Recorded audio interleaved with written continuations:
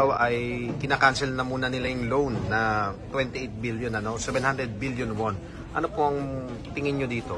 Well, nakakahiya yan sa atin dahil isa sa mga nagbibigay sa atin ng mga ODE loans, yung pagpapagawa natin ng kalye, mga tren, ay Korea. But since sabi nila na ayaw na nila magpahiram or suspended muna yung pahiram dahil sa corruption, nakakahiya yan. Dahil ibig sabihin, nakikita nila itong mga nangyayari sa DPWH at pag nagpahiram sila sa atin, tapos may ganitong corruption, mawawaldas yung pinahiram na sila sa atin. So embarrassing for us as a country.